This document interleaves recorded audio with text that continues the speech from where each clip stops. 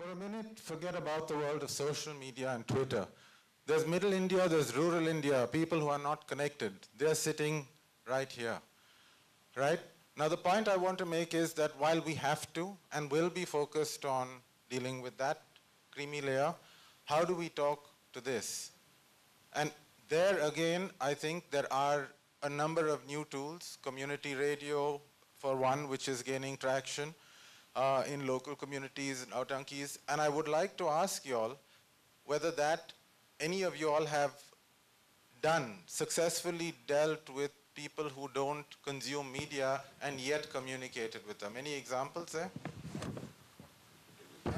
So one example is, we worked with a microfinance company that used the IVR on mobile phones, given literacy rates, to actually reach out to communities in southern India.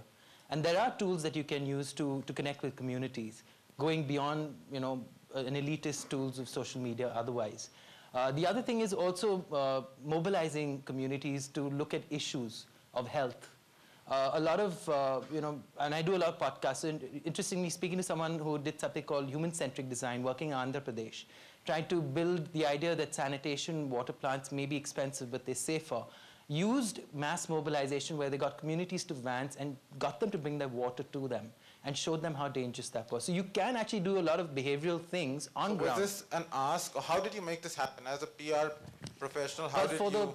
But it was a technology idea that came from the client, but the idea was to talk about it amongst local communities and get local media to also come to those community centers when they were publicizing the idea of education around microfinance over the IVR system. How did you reach those local communities?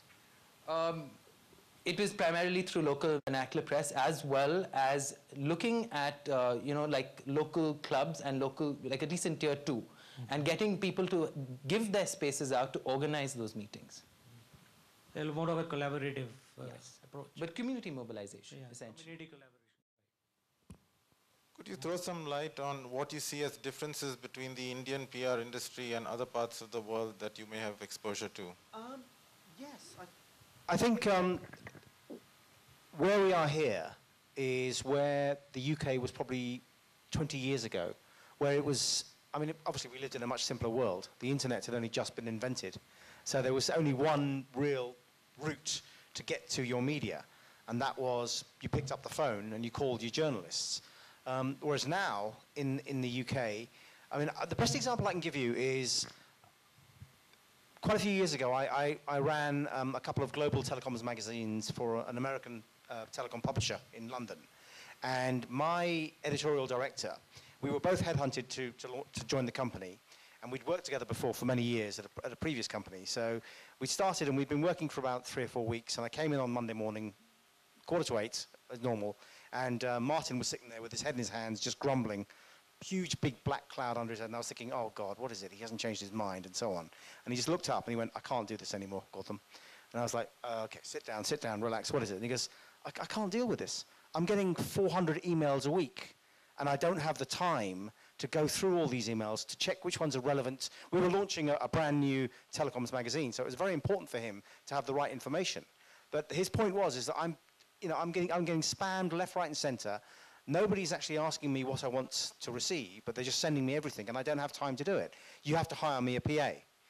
And I said, well, we've got a PA. And he said, no, I can't do this job. You have to hire somebody. So we eventually managed to get one of the girls in the office too, who would just, all she did was go through his inbox.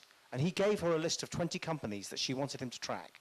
And if he got emails from those, they were passed on to him. So he had a double filter on his system. And I saw him in March this year. They now work on a live streaming video portal for the telecoms industry. And as a joke, I just said, so how many emails do you get a week now? And he just looked at me straight in the eye, deadpan, and said 800. That's the kind of, that's where the media is in the West, where journalists are just being assaulted from every angle by not just PR agencies, but everybody's a PR agent now. They work for corporates, they work for small businesses, they work for anybody.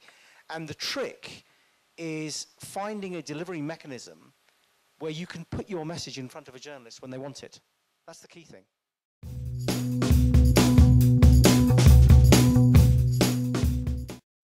I've had the opportunity to work with various medias, television, radio, print, and now, of course, the digital media. I just wanted to make two comments. One was, I don't know where this thought has come in that in case if a company is doing a CSR activity, it needs to be, on its shoulder, it needs to be a social activist or anything like that. If it is achieving a certain objective which is good for the larger society, and it builds an image for the company, I don't see where the disconnect is, honestly. I'll respond to that. I don't think it's about a disconnect, but when a brand, on the shoulders of a brand, takes it and tries to proactively publicize it, the intent with which it was done gets questioned by media.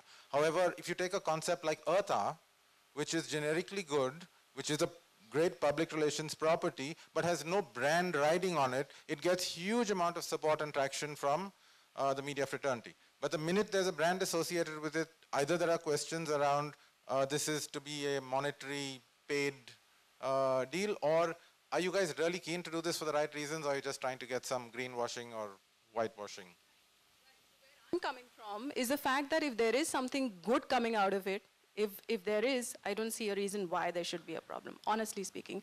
Also, I think this September or October, the Harvard Business School actually has launched a program which talks of integrating CSR initiatives with their business objectives. Sure, so I'll probably bring this back to Tanmoy and ask him a question on the structure of PR teams in-house, either in your current company or what you have observed. The kind of skills required, CSR capabilities, social media capabilities, content capabilities, it's no longer realistic to have that in one person. So do you see a change from this one-man department to a larger? Right. Yes, of course. Can you elaborate? Because you cannot be jack of all trades or Jane of all trades, master of none. So things are getting specialized. It's getting compartmentalized in silos. So obviously we either have a multi-skilled person or a multi-staff with a lot of skills. First, to answer your question, anything, where the branding comes in is anything there's a monetization value to it, loses that social objective. As you're talking about, I'm sorry, I'm just digressing a little. Yeah, so that I think as soon as you put a name to it, then that gets branded, means there is a monetization. That's what I was talking about earlier. And now coming back to this, yes, we need a multi-skilled environment because the person, you have to be active on Twitter, you have to be active on Facebook, you have to have 1800 survey. 1800 surveys again, this online, it's a very, very good tool, marketing tool. So you have to have, one department works in 1800, one does the social media skills, one handles press, media, the print, audiovisual, one does a coordination. We need a coordinator also. Because at times what happens, the left hand doesn't know what the right hand is doing. Because here's various initiatives are going on. At one time in our store, there were 3-4 activities going on. So it was becoming very difficult to track each and everything and, quantitatively see which one is, bearing fruit or not. So yes, I agree with Nikhil. Multi-skilling and multi-staffing with skills is the next generation, which PR is headed to, I would like to say.